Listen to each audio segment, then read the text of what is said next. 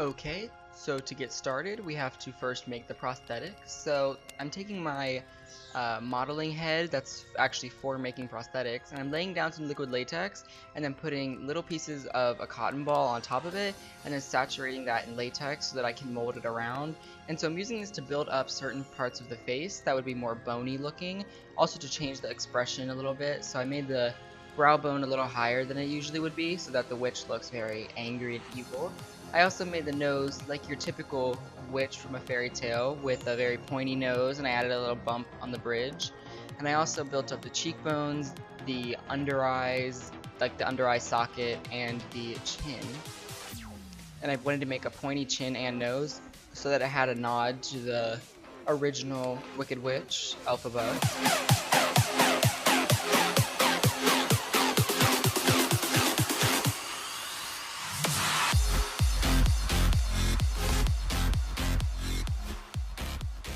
And once that all dried down, I went over the whole face with a few more coats of latex to strengthen the entire prosthetic and to make it all one piece.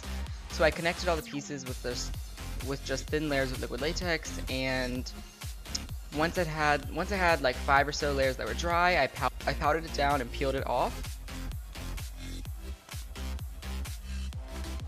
So when peeling it off, you want to powder the underside of the prosthetic as you peel, because latex will stick to itself, and this will prevent that.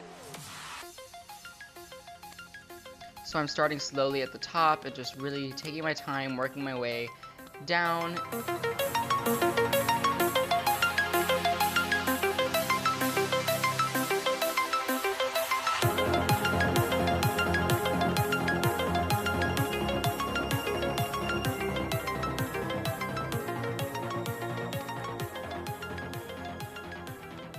Alright, now onto paint. I am using alcohol activated paints for this because it'll give a translucent look and I can build up the right colors I want. So I'm mixing together a yellow, a green, and a white to get kind of like an acid green type color.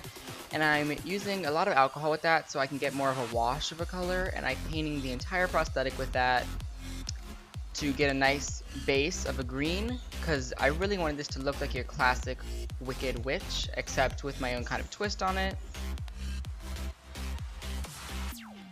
And so then I'm going to mix a little bit of green and a little bit of black in with that mixture to create a darker color, and then that's going to go underneath all of those parts that I really accentuated with the cotton. So that's going to go under the brow bone, along the sides of the nose, under the cheekbones, under the smile lines, and inside of the socket. So all of the areas that I wanted to look recessed, I would put this dark green color, and then I blended it out with a sponge so that it looked more natural.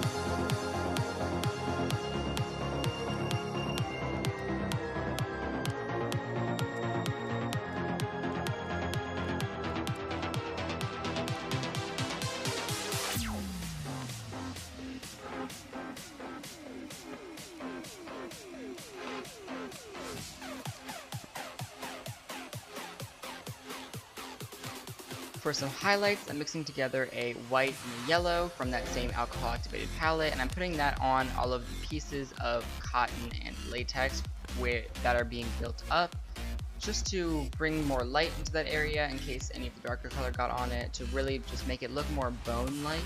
And now it's ready to apply. So I also added some highlighter all over the face off camera, and it's just a green shimmery highlighter, and I also put a little green shadow around the lips. So I'm starting with petroleum jelly and just putting that over my eyebrows so that they don't get torn off when removing this prosthetic.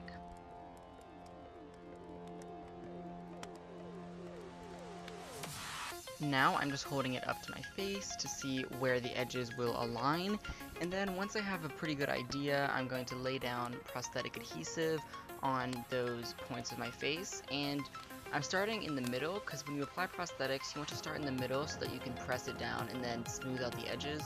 So I'm just putting that on my nose, my under eyes, and my forehead, and then pressing it in, and then going in with more adhesive on like the chin area and the side of the face and everything, and then waiting for it to get tacky and pressing the edges down. Then after that, to further secure it and also blend those edges a little bit, I'm taking just regular liquid latex and on a sponge, and I am just stippling that all around the edges, and I think I did about 3 to 4 coats of this maybe. And so this will just bridge that gap between the prosthetic and my skin. I'm not doing it around the eyes though because yeah, I don't have a real reason. I'm just not a professional makeup artist like that, and wanted to be lazy and didn't want to get latex near my eyes. I really just exposed myself, but oops. Anyway, to avoid having those awful edges around the eyes, since I didn't cover it with latex, I'm taking a black water activated paint, and I'm just covering my whole like eye socket area that you can see, and then setting it all with a black eyeshadow and blending the black a little bit outside onto the prosthetic so that it has a little bit of a seamless blend. Then I'm taking that body paint on a stipple sponge and just adding in some texture around the eyes to look kind of like dirt. And then I'm taking all those same colors I used on the prosthetic, and now I'm coloring in the upper part of my neck and my forehead and the sides of my face and all the other skin that you will see. And I'm taking a bit of a darker color on a fan brush to add in some texture so that it wasn't totally flat and so that it matched the prosthetic. Now I'm taking that body paint again, but with a lot more water, and I'm just using that on a brush to drip black drips coming down from my eyes. How many times have I done this on my channel? Whatever. Now I'm taking a teal liquid lipstick, it's like a dark teal, and I'm putting that all over my lips and blending it up kind of into my nostrils. That's a little weird, but I blended the lipstick up into my nostrils and kind of all around the edges, and then on the center of my lips, I'm taking a bit of a shimmery gold pigment and just putting that on. Then of course I just had to cover the lips in a clear gloss because it wouldn't be a Camden Artistry video if I didn't. And then I'm filling my waterlines with black eyeliner, and then I put on a pair of lashes, and so then I'm applying some adhesive to right below my hairline because I have to attach my wig. I put my wig on, and I believe that was the finished look. Thank you so much for taking your time to watch this, and I will see you in my next video.